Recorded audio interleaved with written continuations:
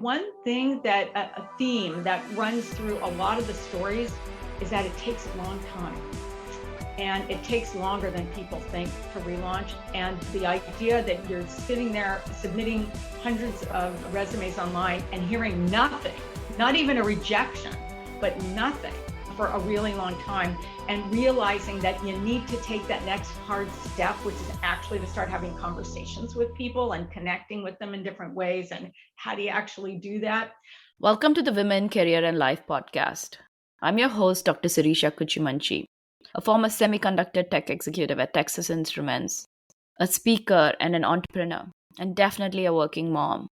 Take a listen at this episode as I open the vault to bring back some classics which have really resonated, not only with me, but with a lot of listeners. I hope this helps you in whatever stage you are in that you're trying to navigate at this time. Today, I have a guest speaker. She is a pioneer in the career reentry space, is a podcaster, has also done a TED Talk with over 3.6 million views, and is the author of the Harvard Business Review, The 40-Year-Old Intern.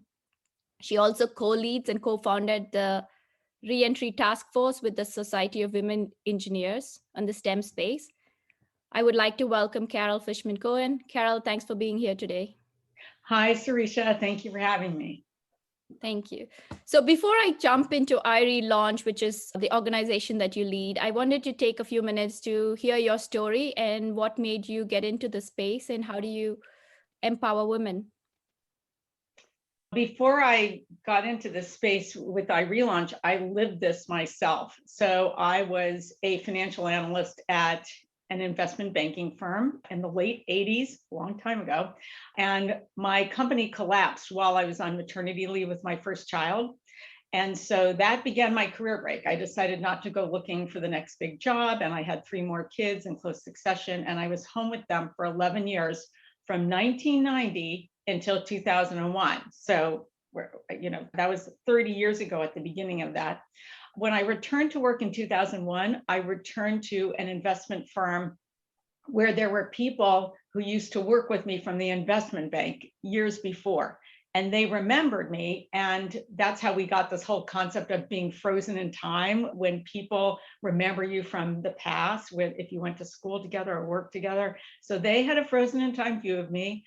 I got hired, and I have been through every phase of this transition firsthand. So first I lived it. Then subsequently, I wrote a book about it with another relauncher, Vivian Steer-Rabin. We got a book contract to write a book called Back on the Career Track. There was an auction for the book. We got paid in advance. It came out in 2007. And that was the same year that we co-founded iRelaunch. Nice. Very good. Seen some of the podcasts that you've had and some of the workshops you have. I know you have other events as well. So can you actually talk a little bit about iRelaunch itself? What does it do to help women enter the workforce? At iRelaunch, our mission is to normalize the career path that includes the career break. Our vision is that every company that runs a student internship program at the entry level should be running a mid-career reentry program side by side. And we're the pioneering company in the return to work space. We work extensively with employers to help them create and expand their own in-house return to work programs. And we've worked with over 200 clients on return to work programs and programming over the years.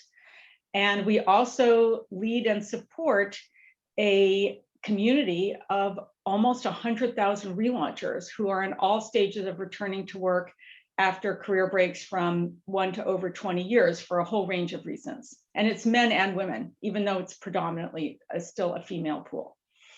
That's awesome. You are absolutely right. It's not just a female-oriented thing. It is men and women. And I think with COVID right now, the way the situation is, it affects everybody from all walks of life in all spaces. And I really like the fact about your book. I know I didn't mention it before, but that's pretty neat that you have a book that actually helps women or men or other people to just see where to get into that space as well and what to do. And I should say the book came out in 2007. So instead of doing a 10-year anniversary edition to the book, we decided that we had so much knowledge that we had gained through working with thousands of relaunchers since the book came out, that we created a product called Roadmap, which you can access through the iRelaunch site. And it has some of the original principles from the book, but it also has tremendous new learnings, and it's 30 steps and 5 phases. And we really get into all the details of how people can make that transition back to work. So that is the primary offering we have now for relaunchers that captures the bulk of our knowledge in terms of strategy.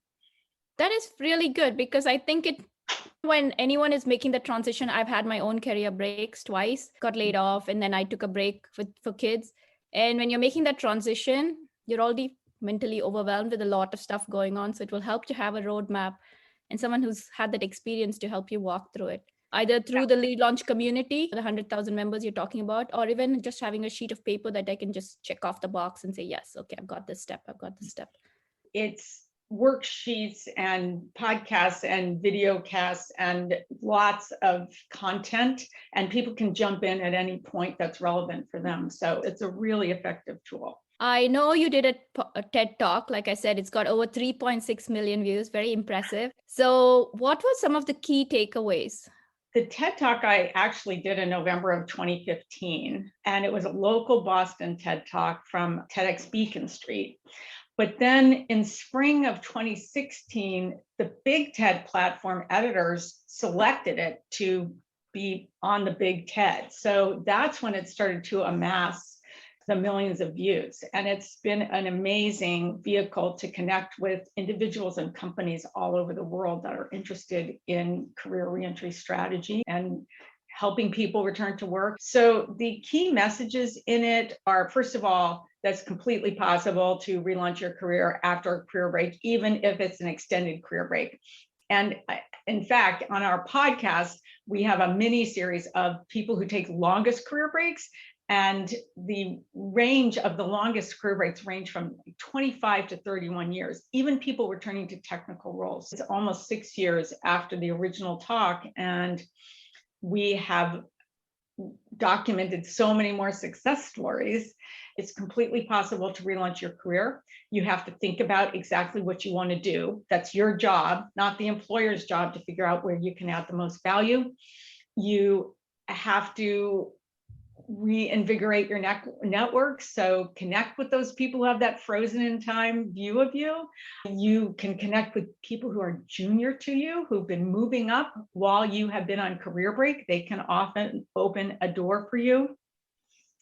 And you can start that reskilling and upskilling part at any time. So one message I want to make sure to communicate to relaunchers is that we know, we're realistic at iRelaunch. We know that people take career breaks for a reason, and that they're not immediately taking their career break so they can then be strategizing on how they can get back to work. You have to do what you plan to do on your career break.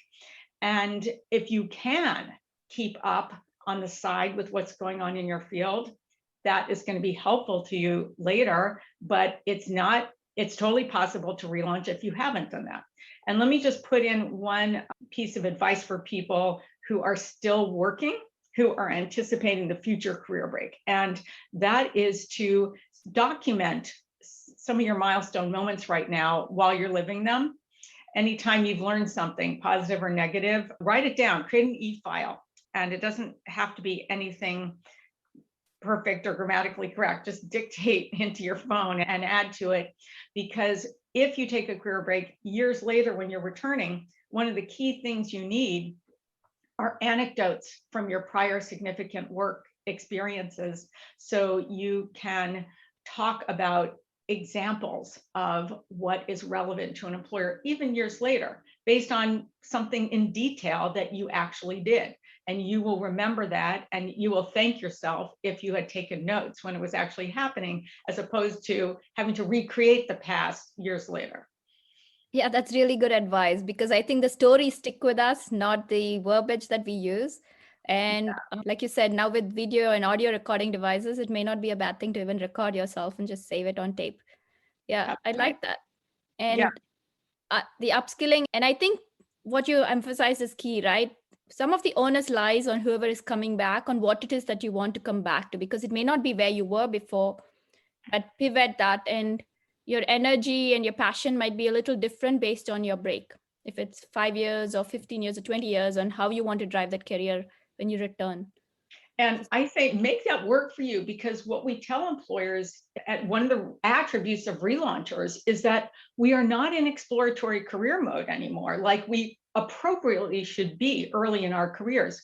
We are more fully formed as people. We're more self-aware. We have the career break actually gave us the opportunity to reflect on whether we were on the right career path to begin with. So once we're relaunching, you're getting someone who has already gone through this thought process of where their interests and skills are strongest now and where they can add the most value to an employer. So that's why we say to relaunchers, if they're at a career fair or even at the iRelaunch return to work conferences, don't go up to the employers and say, I'll do anything.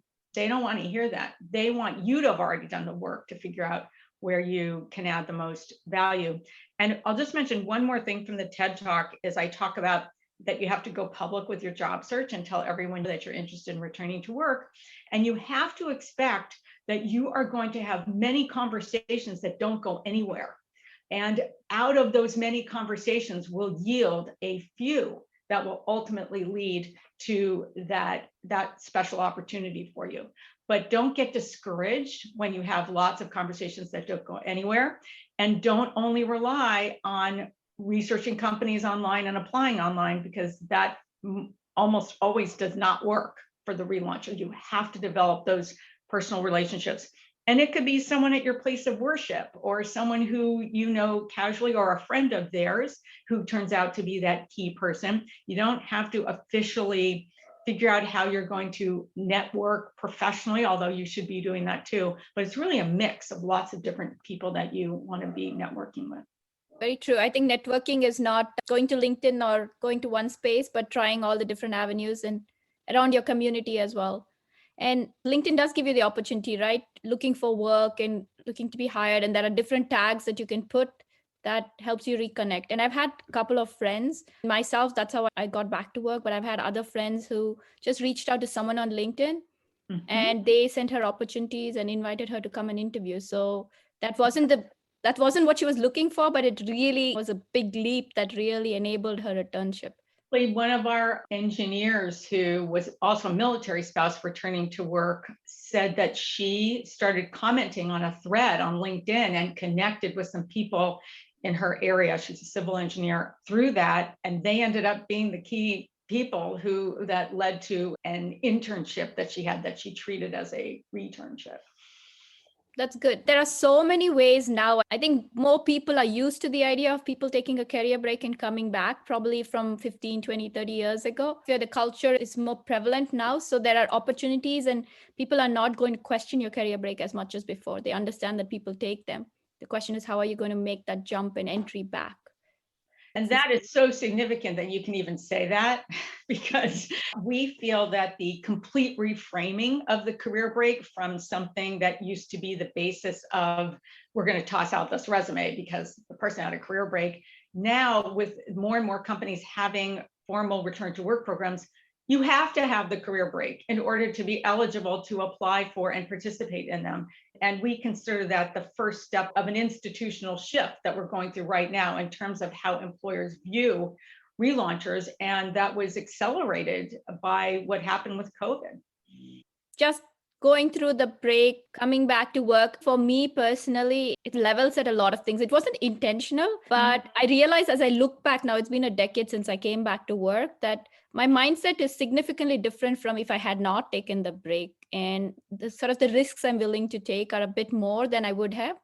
And there is a sort of maturity, maybe is the right word, or a sort of a different type of confidence that, okay, I've done this, what can be done and how to make that change.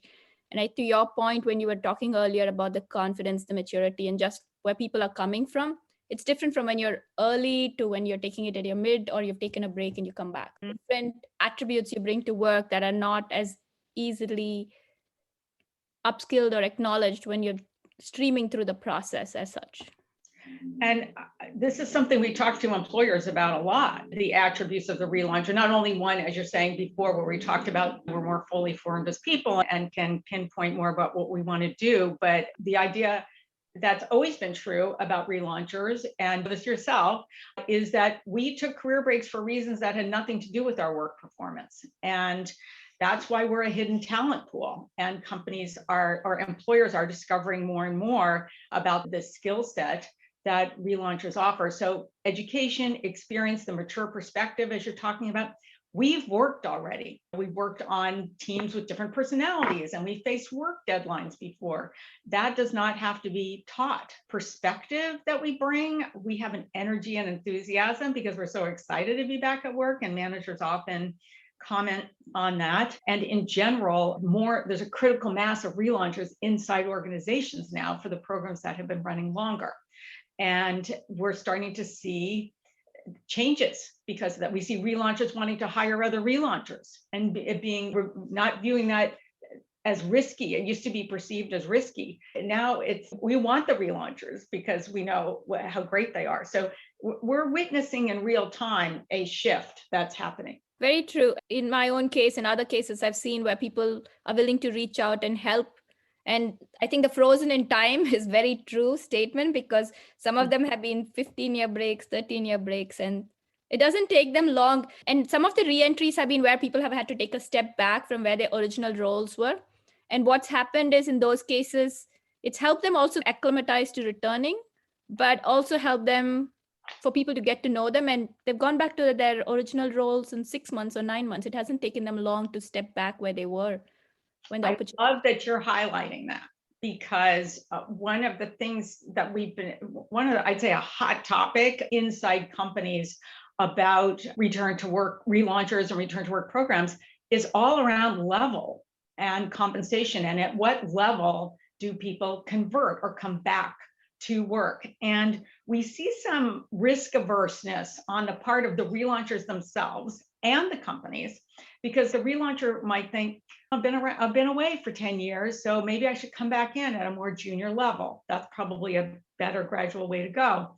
The employer might be thinking, we want to set people up for success, so let's err on the side more junior, and so we're not pushing it. And then the relauncher advances at a quicker rate than getting used to performing on the job again than either they themselves or the employer anticipated. So then the question is, do we build into some of these programs like a level adjustment where that's off cycle, that might be before the end of the year or whenever you normally do that? So it's interesting that you're saying that you've seen relaunchers, I'm guessing even outside programs, who come on board and then ramp up very quickly, even if they've been on career break for an extended period. Yeah, and you're right. These are people who have not necessarily entered through a program as such. It's been through this networking, reaching out, the opportunity coming, and people actually, in some cases, they've been extremely willing to help where you were not necessarily ready mentally in that space, but they were like, come on, you're ready for it. Let's try it. And it's been very successful.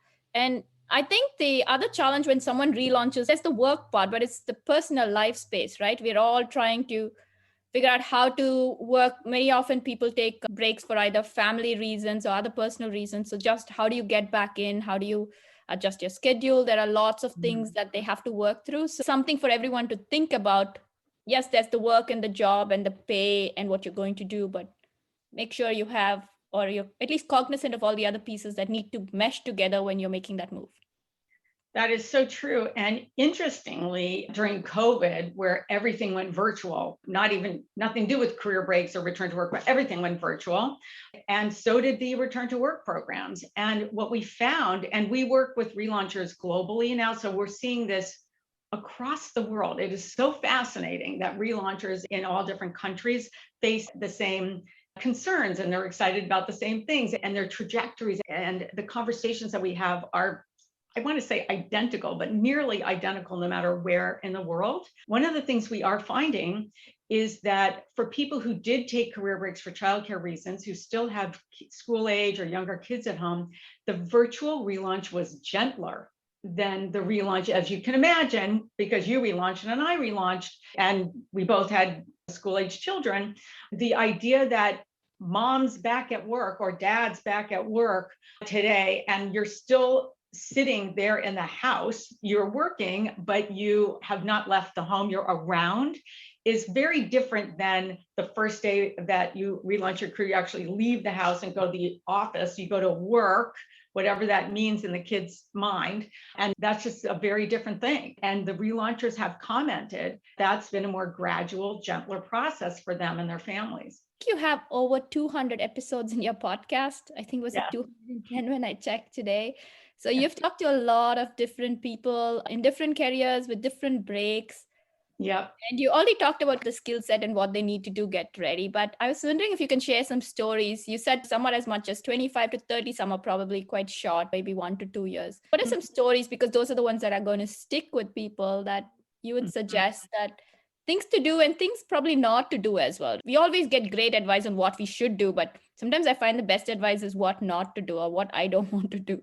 It's just as important. So if you can speak to that.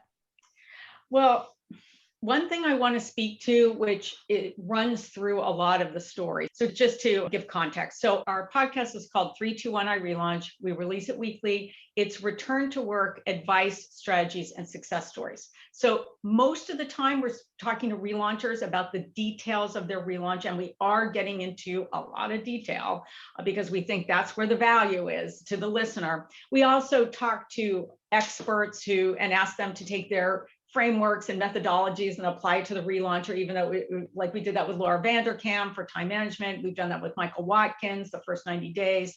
We have that perspective too. We speak with employers. But one thing that a theme that runs through a lot of the stories is that it takes a long time. And it takes longer than people think to relaunch. And the idea that you're sitting there submitting hundreds of resumes online and hearing nothing, not even a rejection, but nothing for a really long time, and realizing that you need to take that next hard step, which is actually to start having conversations with people and connecting with them in different ways. And how do you actually do that? I think that's really hard for people, but I hear over and over again, that's the step that made the difference. So the going public with your job search and taking that step, we used to say, get out of the house. Now that has a different context with COVID, but still this idea of having lots of conversations and telling people that you're getting ready to return to work, what you're interested in doing, asking them what they do. So get in a conversation with them about work and then have them ask you, and have prepared, this elevator pitch, this succinct way of talking about what you're interested in doing, and be very specific. So you have to not just say, I'm going into finance, or I'm going to engineering. You have to say, I'm looking for process engineering roles, or quality. I want to be a quality engineer. I was in manufacturing engineering before. Now I'm really focused on quality. I just got lean certified because I didn't have that before. You get specific in terms of your goals, and also the grit and resilience that people need to have when they're going through this process and things are either progressing slowly, or maybe they make progress and they actually get a few steps in and then they get rejected, or even at the finals and they don't get it and they have to pick themselves up, start over again. So I'd say I really appreciate it when our podcast guests are so frank and vulnerable about having a really tough time. I just did an interview that's going to come out in a few weeks, a nurse who now does legal compliance work related to medical procedures, but she went back into nursing first because her partner had a prolonged layoff and finances were really tight. And she said, I know, she listened to our podcast. She says, I know you talk to people who chose to go back to work. I had to go back to work. And still, where she talks about her evolution now, a few years later, she talks about it with joy and enthusiasm, even recognizing how hard it was at the very beginning. Yeah, very true. Because I think in my own space, I was maybe a year and a half into the break, close to 2 years when I was thinking, but it took 3 years to come back. It had to do with economy. A lot of things. It was 2008, 2009. So I went to a job fair. I think there were 10 jobs, 1,000 people. I took a step back and said, okay, this is going to be hard. And yes, you will not hear from anyone. Those are all things to keep in mind. It's And I think it comes back to again and again talking about what you want to do and talking to people, that information interview or information gathering, because you're also trying to find out what opportunities are there. It has changed, the space has changed. So it's for you to go find out what those spaces are so you can see where you fit in, and even reach out to some old friends and send your resume. Because I've done it, and I've had people reach out to me and send their resumes. And then you're saying, okay, reformat it, highlight this. Have you talked about this? Because when you start talking to people, you find out what the stories are behind. And some of those are the ones that you want to highlight in your resume, not your title and what you did so much as some key aspects that people might be looking for that you need to step up and put there so that they can see it. You're absolutely right. And this whole concept, we actually use those words. We advise people when they're getting back in touch with people from the past, rekindling relationships, that they don't just go in opportunistically. Can you help me find a job? You want to focus on rebuilding the relationship first and talk about being in information gathering mode. We actually use those things. Say you're in information gathering mode. I want to become a subject matter expert all over again in preparation for my return to work. And can you recommend an expert, or who do you follow, or where are the most interesting conversations happening about what's going on in our field? And then the other thing that you said that made me think of one more thing during the podcast is almost every person says, my career break lasted a lot longer than I thought. Because I thought I was only going to be out a year or two. And then next thing you know, 5 years went by. And that's why we're thinking these COVID career breaks, I don't think people are going to be running back into the workforce so fast. First of all, once you're on career break, then other things happen where you're the person on career break. So you then suddenly have responsibility for them where maybe you wouldn't have before.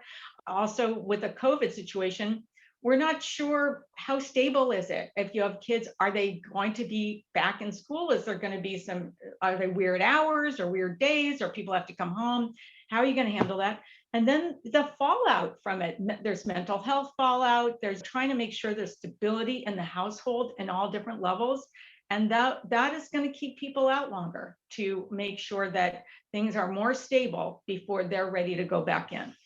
So a segue comment I have to that is, I know when I took my break that it wasn't like an intentional thing, but I actually got to spend time building friendships. It's investing in that many years later, it's really helped. And I think there are so many things you get out of that career break. That is that community, that friends, that tribe that's going to keep you going as either through the break. The interesting, funny thing is every one of us who are on career break is working now. So we all went through that transition, different years, trying to figure out at different times in different ways, some through school, some through this, and some after even a longer break or their first time jobs 15, 20 years after. So there've been different transition stories right there. It's good to have a balance of all of that, because there's just people going through so many different situations. You can learn something from all of it and just have that support. And along one of the podcasts that we did earlier on is with Quay Kelch-Maddox, who is actually on our advisory board. And she returned to work as a producer after a 13-year career break. She now works for CNN. And that podcast is all about how enriching her career break was. And so the experiences that you have on career break and what you bring with you because you've had that experience, then back to the workforce. And that's another reason I think employers are recognizing they want our viewpoint. We're coming from a different perspective, and it should be in the mix. Very true. Like that you said you interviewed Laura Vanderkam, because I've read her book 168 Hours, and me and a friend actually really like it because I think it's a great exercise. I don't know if you've tried it yourself, the 2-week exercise where you go and look at your time in like 15, 30-minute intervals, and it's eye-opening. When we all say we don't have time, yes, we lead very busy lives, no doubt about it. But I think it gives you a perspective on where do you want to spend your time and how do you want to spend it, sort of level sets, and then gives you a nice visual to see, oh, maybe this is what I should or should choose not to do. And then you can have the conversation with yourself on what you want to do. No, I totally agree with you. So just to give people the background. So Laura Vanderkam, time management expert, instead of looking at time as 24-hour days, she looks at time in terms of 168-hour weeks.